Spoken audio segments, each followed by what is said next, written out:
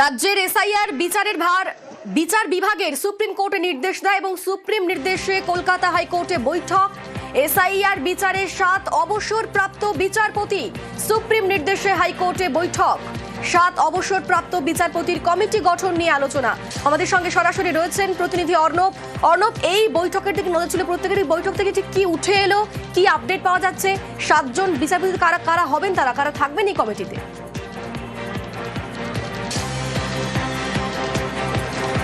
দেখো, 2:35 থেকে বৈঠক শুরু হয়েছে, প্রায় 1.5 ঘন্টা এই বৈঠক হতে চললো সুপ্রিম কোর্টের নির্দেশ মেনে।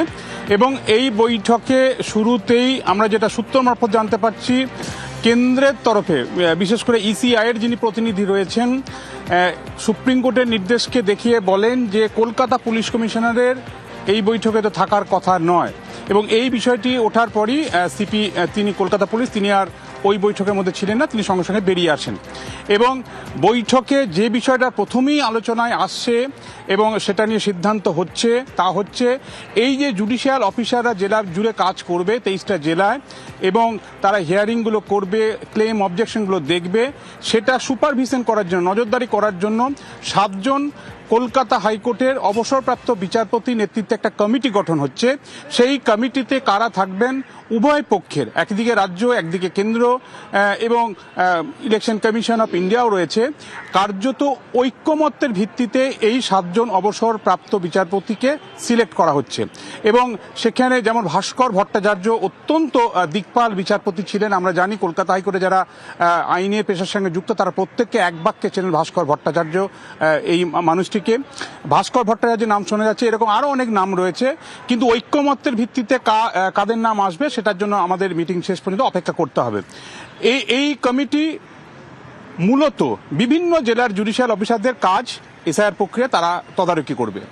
দ্বিতীয় যে বিষয়টি জানা যাচ্ছে, নির্বাচন কমিশনের তরফে সিইও তাদের তরফে যেটা প্লেস করেন যে এই ইআরও যে কাজগুলো করছেন, অর্থাৎ ইলেকটোরাল রেজিস্ট্রার অফিসার, এসডিও র্যাঙ্কের পদমর্যাদার অফিসাররা, এই ক্ষেত্রে তাদের একটা ট্রেনিং দরকার, প্রশিক্ষণ দরকার। এবং জুডিশিয়াল অফিসার সেটা ডিস্ট্রিক্ট জাজ হতে পারেন, অ্যাডিশনাল ডিস্ট্রিক্ট জাজ হতে পারেন, সিনিয়র জাজ হতে পারেন, অর্থাৎ সিভিল এবং ক্রিমিনাল এই দুটো ডিভিশনেই ডিস্ট্রিক্ট কোর্টগুলিতে যে সমস্ত সিনিয়র জুডিশিয়াল অফিসাররা রয়েছেন বা গত 6 মাসে যারা রিটায়ার করেছেন, এই রকম 15-20 জনের একটা তালিকা প্রস্তুত করা হচ্ছে। সেই 15-20 জন তারা কাজ করবেন এই এসআইআরে, এবং তাদের প্রশিক্ষণের বিষয়টি প্রথমে জানায় কমিশনের তরফে যারা এখানে এই মিটিংয়ে কাজ মনোনীত বা প্রতিনিধিত্ব করছেন। এবং সেক্ষেত্রে মনে করা হচ্ছে, যেটা প্রস্তাব এসছে মিটিংয়ের মধ্যে, যে আমাদের রাজ্যের যে জুডিশিয়াল একাডেমি রয়েছে নিউ টাউনে, সেই ক্যাম্পাসে ন্যূনতম 2 দিনের একটা প্রশিক্ষণ এই জুডিশিয়াল অফিসারদের দেওয়া হবে, অর্থাৎ এই ভোটার লিস্টে সংশোধনের কাজ, এই হিয়ারিং, এই পুরো বিষয়টা। এবং সেক্ষেত্রে একটা পিপিটি অর্থাৎ পাওয়ার পয়েন্ট প্রেজেন্টেশনের মাধ্যমে পুরো বিষয়টা বুঝিয়ে বলা, যেরকম কাজ হয় এরকম 2 দিনের একটা প্রশিক্ষণের বিষয় নিয়েও কিন্তু আলোচনা হচ্ছে। এখন প্রশিক্ষণ কদিনের হবে, সেটা 2 দিন না তার বেশি হবে, এই পুরো বিষয়টা মিটিং শেষের নির্যাস থেকেই স্পষ্ট হবে। তবে জুডিশিয়াল অফিসার তাদের একটা তালিকা তৈরি, 1, 2 জুডিশিয়াল অফিসার, ডিস্ট্রিক্ট জজ, অ্যাডিশনাল ডিস্ট্রিক্ট জজ গত 6 মাসে রিটায়ার করেছেন, এই রকম মিলিয়ে প্রায় 15 থেকে 20 জনের একটা জুডিশিয়াল অফিসারদের একটা জেলায় দল তৈরি করা বা টিম তৈরি করা হচ্ছে। সেই তালিকায় কারা কারা থাকবেন সেটা একটা তৈরি করা হচ্ছে, এবং তাদের প্রশিক্ষণ এবং কাজটা কিভাবে এগোবে। তবে আমরা যেটা সূত্র মারফত জানতে পারছি, এটা একেবারেই সূত্র, তা হচ্ছে নির্বাচন কমিশন চাইছে যেহেতু আনডিসপিউটেড ভোটার যে লিস্ট সংশোধনের কাজ সেটা প্রায় 90-95% হয়ে গেছে, সেই তালিকাটা তারা প্রকাশ করে তারা ভোট ঘোষণা করে দিতে চায়। এবং ভোট ঘোষণার পরেই তো আর পরের দিনই ভোট গ্রহণ হয় না, সেই ভোটটা নিতে হয়তো এপ্রিল মাস হয়ে যাবে। কাজেই এই এন্টায়ার মার্চ মাস ধরে এই জুডিশিয়াল অফিসাররা বাকি যে আনডিসপিউটেড অংশ, অর্থাৎ তৃণমূল কংগ্রেসের যে অভিযোগ ছিল logical discrepancy, unmapped claim objection নিয়ে, সেই খুঁতগুলো পরিষ্কার করার এই শুনানিটা চলুক এন্টায়ার মার্চ মাস ধরে। ভোটের 7 দিন আগেও ভোটার লিস্টে নাম তোলা যায়, সেক্ষেত্রে এই 95% বা 95% যেটা আনডিসপিউটেড ভোটার তালিকা, তার ভিত্তিতে ভোটটা ঘোষণা হোক, এবং ডিসপিউটেড যে অংশটা সেই অংশটা পরে, অর্থাৎ ঠিক ভোটের 7 দিন আগেই সেখান থেকে যা আসবে হাতে অনেকটা সময় পাওয়া যাবে, তাদের একটা সাপ্লিমেন্টারি লিস্ট বুথ ভিত্তিক এবং একই সঙ্গে বিধানসভা ভিত্তিক প্রকাশ করে তাদের ভোটার লিস্টের নাম তুলে দেওয়া হবে, যাদের নাম আসবে। এরকম একটা প্রস্তাব এসছে, কিন্তু সেই প্রস্তাবের প্রেক্ষিতে এক্ষেত্রে রাজ্য, কেন্দ্র এবং প্রধান বিচারপতি স্বয়ং সুজয় পাল তিনি নিজে রয়েছেন। কি সিদ্ধান্ত সেটার জন্য আমাদের কিছুটা ওয়েট করতে হবে। অর্থাৎ কমিশন চাইছে না ভোট ঘোষণার দেরি করতে, অর্থাৎ 28শে ফেব্রুয়ারি তারা ভোটার তালিকা প্রকাশের পর তারা ভোট ঘোষণার দিকে এগোতে চাইছে। এখন মূল মামলাকারী হিসেবে যারা এই মামলাটাকে সুপ্রিম কোর্ট নিয়ে গেছেন, ভারতের ইতিহাসে, জাতীয় নির্বাচনের ইতিহাসে নজির তৈরি করেছেন সেই তৃণমূল কংগ্রেস, মমতা বন্দ্যোপাধ্যায়, দোলা সেন, ডেরেক ওব্রায়েন, জয় গোস্বামী, তারা এই বিষয়টিতে কিভাবে রিয়াক্ট করে, কারণ তারা মামলার অন্যতম স্টেক হোল্ডার। তাদের আপত্তিতেই এই বিষয়টি এতদূর পর্যন্ত গড়িয়েছে, সেটাই এখন দেখান। ধন্যবাদ অর্ণব।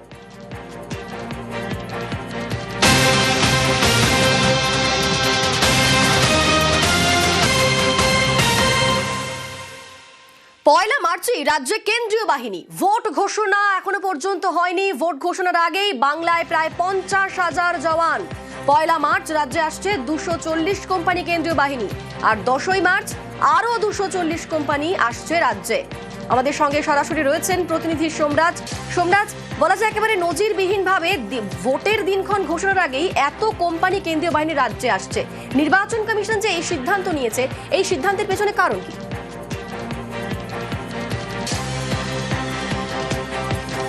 দেখো, একদমই নজিরবিহীন, কারণ রাজ্যে বিধানসভা নির্বাচনের নির্ঘণ্ট ঘোষণার আগে এত সংখ্যক বাহিনী মোতায়েনের নজির অন্তত সাম্প্রতিক সময় নেই বলেই দাবি করছে প্রশাসনিক মহল।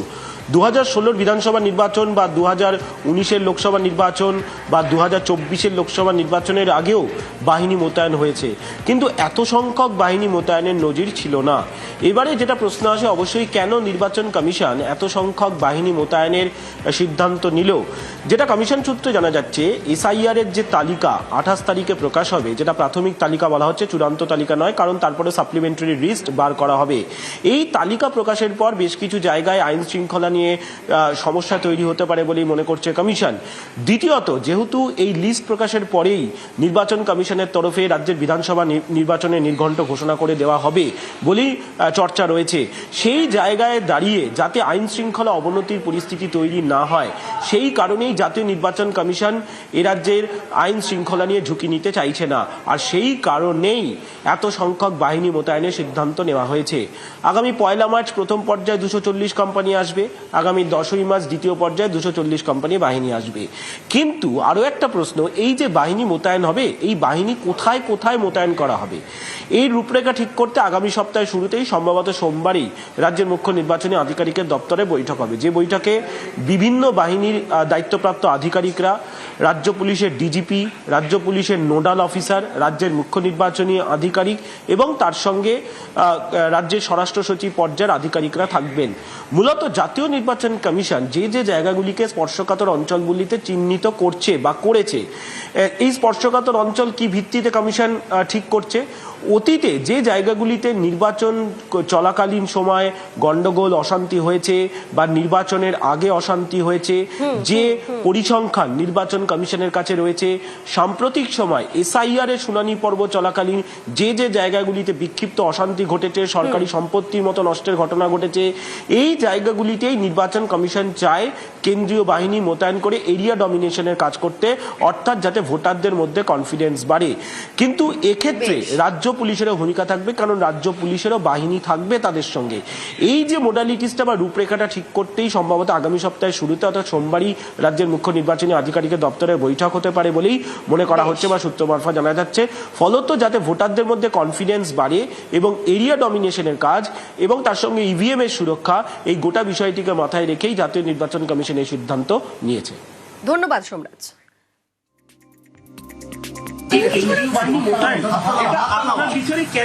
না না, এটা আমি জানি না, এটা ইসিআই থেকে হয়েছে, এটা আজকে খবর পেয়েছি আমি। এই কেন্দ্রীয় বাহিনী কিভাবে কাজ করবে বাট দেখা যাক, এটা তো এখানে লেখা আছে কি ডিজি সঙ্গে কথা করবে, স্টেট যে অবজার্ভার আছে ওনার সঙ্গে কথা করবে, সবাই সঙ্গে কথা করবে, অর্ডার মধ্যে লেখা আছে।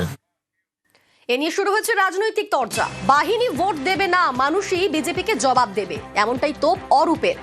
এদিকে 21শে ভোট পরবর্তী অশান্তিতে আক্রান্ত বিজেপি, বাংলার মানুষ সব জানে, পাল্টা জবাব দেবজিতের। গতবার প্রায় 950 কোম্পানি বাহিনী এসেছিল। পারলে রাশিয়া ইউক্রেনের বাহিনী আনবে, পারলে রাষ্ট্রপুঞ্জের শান্তিরক্ষী বাহিনী আনাবে। দিনের শেষে বাহিনী ভোট দেবে না, ভোট দেবে বাংলার মানুষ। যে বাংলার মানুষ দেখছে বিজেপির বঞ্চনা, বিজেপির অত্যাচার, এই লজিক্যাল ডিসক্রিপেন্সির নামক অসভ্যতা, বাংলা ভাষায় কথা বললে অত্যাচার। উল্টো দিকে মমতা ব্যানার্জির সরকার সেই বাংলার মানুষকে রিলিফ দিচ্ছে। 10.5 কোটি বাঙালি যখন ভোট দিতে যাবে, ভোটের লাইনে এই হয়রানিগুলোর লাইন বাঙালি ভুলবে না। পশ্চিমবঙ্গের মানুষ দেখেছে পশ্চিমবঙ্গের বাঙালি কিভাবে খুন হয়েছে শুধু বিজেপি করার অপরাধে তৃণমূলের হাতে। গত 21 সালের নির্বাচনের পরে আমাদের সদস্য সমর্থক 250-র ওপর তারা খুন হয়ে গেলেন। আমাদের সদস্য সমর্থকদের প্রায় 1500 বাড়ি জেসিবি দিয়ে মাটিতে মিশিয়ে দেওয়া হয়েছে। তারপরেও আমরা টিকে আছি, আমরা লড়ে যাচ্ছি। এই রাজ্যে একমাত্র বিশ্বাসযোগ্য বিরোধী দল হিসেবে মাথা তুলে দাঁড়িয়ে আছি, বিজেপি দাঁড়িয়ে আছে। কারুর দয়ায় নয়, কারুর অনুকম্পায় নয়। নির্বাচন কমিশন কেন ডাকছেন সেটা নির্বাচন কমিশন জানে এবং বাংলা তথা ভারতবর্ষের মানুষ জানে। আমি গানের প্রোগ্রাম শুরু করার আগে অনন্ত মহারাজ চলে যাবেন, কারণ ওনার একটা ফ্লাইট ধরার ব্যাপার আছে। তাই আমি অনন্ত মহারাজকে বলবো, গান সঙ্গীতের অনুষ্ঠান শুরু হওয়ার আগে যদি দুটো আশীর্বাদ বাণী আপনি রাজবংশী ভাষায় বলুন, আমরা খুশি হব।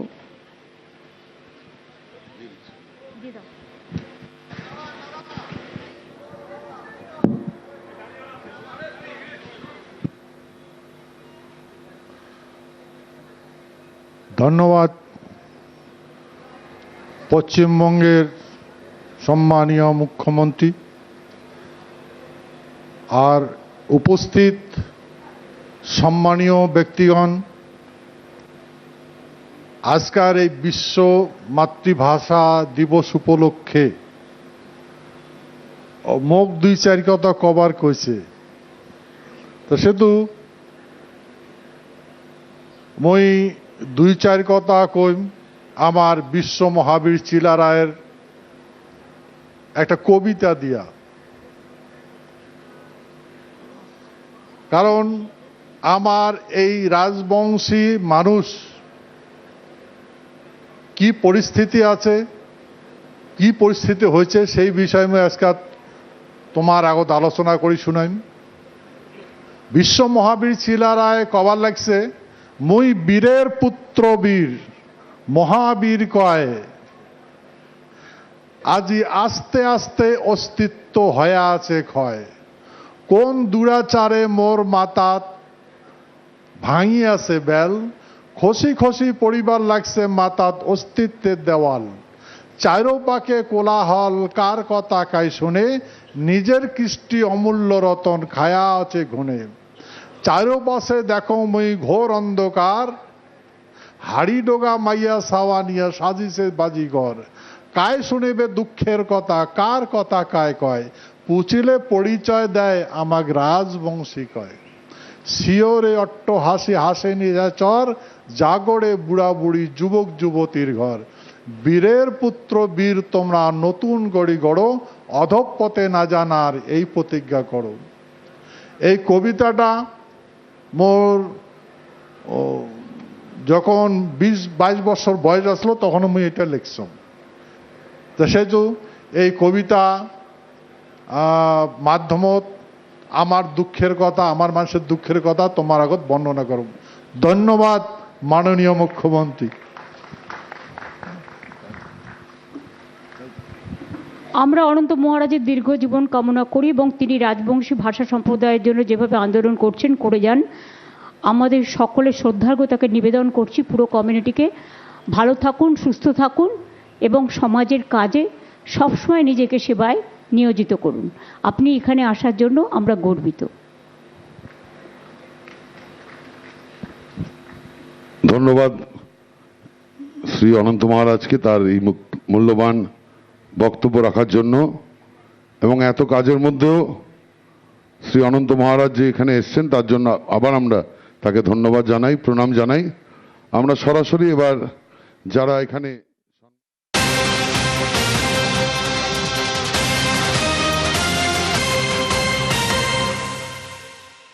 সিপিআইএম এর প্রতীক বদল, আমতলায় তৃণমূলের পার্টি অফিসে প্রতিকূল, আমতলার পার্টি অফিসে বৈঠকে অভিষেক। সিপিআইএম ছেড়ে তৃণমূলে প্রতিকূল, ভোটের আগে দল বদল প্রতিকূল রহমানের, এই প্রশ্নগুলো এই মুহূর্তে উঠছে। সিপিআইএম এর প্রতীক বদল, আমতলায় তৃণমূলের পার্টি অফিসে প্রতিকূল, আমতলার পার্টি অফিসে বৈঠকে অভিষেক বন্দ্যোপাধ্যায়। সিপিআইএম ছেড়ে কি তৃণমূলে যাবেন প্রতিকূল? ভোটের আগে কি দল বদল করবেন প্রতিকূল রহমান? সে নিয়ে জোর চর্চা। আমাদের সঙ্গে এই মুহূর্তে সান্নিক রয়েছেন। সান্নিক, ভোটের আগে প্রতিকূলের এই সিপিএম ছাড়া এবং তারপর যে জল্পনা, তাহলে কি তিনি তৃণমূলেই যোগ দিচ্ছেন? এ নিয়ে কিন্তু জোর চর্চা চলছে, কি আপডেট পাওয়া যাচ্ছে? দেখো, শেষ কয়েকদিন ধরে যে জল্পনা চলছিল প্রতিকূল রহমান কি তবে প্রতীক বদল করবেন, সেই প্রশ্নটাই কিন্তু তার ইস্তফা দেয়া, তার দলের থেকে ইস্তফা দেওয়ার পর থেকে কিন্তু বারংবার সামনে আসছিল। আর সেই জল্পনাকেই কার্যত সত্যি করে এই মুহূর্তে অভিষেক বন্দ্যোপাধ্যায়ের সঙ্গে বৈঠকে প্রতিকূল রহমান এই মুহূর্তে তিনি এসে উপস্থিত হয়েছেন আমতলায়। অভিষেক বন্দ্যোপাধ্যায়ের যে কার্যালয় রয়েছে, যে দলীয় কার্যালয় রয়েছে, সেই কার্যালয়ে আজকে আমরা দেখছিলাম দুপুর থেকেই এখানে স্থানীয় সাংসদ অভিষেক বন্দ্যোপাধ্যায় তিনি আজকে তার সাংগঠনিক স্তরে তিনি আজকে একটি অভ্যন্তরীণ বৈঠক করছিলেন, যেখানে জেলা নেতৃত্ব উপস্থিত ছিল। সেখানেই কিছুক্ষণ আগে এসে উপস্থিত হলেন প্রাক্তন বাম নেতা প্রতিকূল রহমান। প্রসঙ্গত, প্রতিকূল রহমান 2024-এর লোকসভা নির্বাচনেও আমরা দেখেছি তিনি অভিষেক বন্দ্যোপাধ্যায়ের বিরুদ্ধে প্রতিদ্বন্দ্বিতা করেছিলেন ডায়মন্ড হারবার লোকসভা কেন্দ্র থেকে। পরবর্তীতে বারংবার তার মুখে আমরা বিভিন্ন ক্ষোভ শুনেছি যখন তিনি দল ত্যাগ করছেন, বা দল ত্যাগের যে জল্পনা যখন সমাজ মাধ্যমে ছড়িয়ে পড়েছিল সেই সময়, তখন থেকেই প্রশ্ন উঠতে শুরু করেছিল তবে কি এবার প্রতীক বদল করতে চলেছেন প্রতিকূল রহমান। এবং সেই ছবিটাই কার্যত সত্যি করে এই মুহূর্তে অভিষেক বন্দ্যোপাধ্যায়ের সঙ্গে বৈঠকে প্রতিকূল রহমান। আর কিছুক্ষণের মধ্যেই দল বদল হতে পারে তেমনটাই কিন্তু জানা যাচ্ছে। কিছুক্ষণ পরেই সাংবাদিক সম্মেলন করবেন অভিষেক বন্দ্যোপাধ্যায় এবং সেখান থেকেই একেবারে দলীয় স্তরে একেবারে অফিসিয়াল ঘোষণা করা হবে তেমনটাই কিন্তু জানতে পারা যাচ্ছে। সান্নিক, একেবারেই যে কথাটা তুমি বলছিলে যে 2024-এর লোকসভা ভোটে ডায়মন্ড হারবার থেকে অভিষেক বন্দ্যোপাধ্যায়ের অপোজিটেই তিনি প্রার্থী হয়েছিলেন প্রতিকূল রহমান, আর আজ অভিষেক বন্দ্যোপাধ্যায়ের সঙ্গে বৈঠক করছেন ঠিক ভোটের মুখে।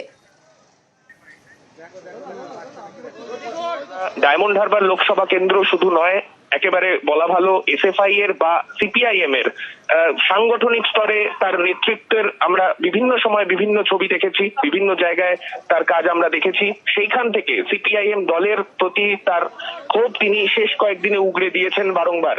দলের তরফে, দলের শীর্ষ নেতৃত্বের তরফে যে হুমায়ুন কবিরের সঙ্গে বৈঠক তিনি ভালো চোখে নেননি, তার বক্তব্যে সেটা তিনি স্পষ্ট করেছিলেন। এবং তারপর থেকে মমতা বন্দ্যোপাধ্যায়, অভিষেক বন্দ্যোপাধ্যায় তাদের সম্পর্কে যে বিজেপি বিরোধিতার ক্ষেত্রে বিকল্প হিসেবে যে তৃণমূল কংগ্রেসকে তিনি ভাবতে চলেছেন, সেই একটা আভাস কিন্তু পাওয়া গিয়েছিল। এবং তারপরেই আজকে যে ছবিটা আমরা দেখতে পেলাম আমতলায় অভিষেক বন্দ্যোপাধ্যায়ের যে দলীয় কার্যালয়, সেখানে আজকে যখন অভিষেক বন্দ্যোপাধ্যায় তিনি নিজে বৈঠকে ছিলেন জেলা নেতৃত্বের সঙ্গে, সেই সময় সেখানে এসে উপস্থিত হলেন প্রতিকূল রহমান। আর কিছুক্ষণের অপেক্ষা, যে জল্পনা চলছিল সেই সমস্ত জল্পনার অবসান হতে চলেছে।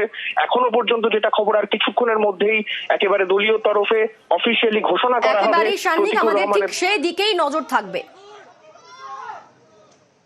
পিছলে পরে কলার খোসার মতো বলে কলার খোসার এই জন্য রাস্তায় পড়ে থাকলে তুলে নিতে হয়। আর তেমনি যদি কেউ কলার খোসায় হোক, বানের জলে হোক, যদি কেউ পড়তে যায় সহযাত্রী সহমর্মী, তখন তাকে হাত বাড়িয়ে তাকে ধরতে হয়, তাকে বাঁচানোর চেষ্টা করতে হয়। এটা খুবই বেদনাদায়ক। আমার কাছে নতুন প্রজন্মের একটা ছেলে মেয়ে পার্টির, অনেক পার্টিকে ইনভেস্ট করতে হয়, মুভমেন্ট, আন্দোলন, সংগ্রাম, প্রচার।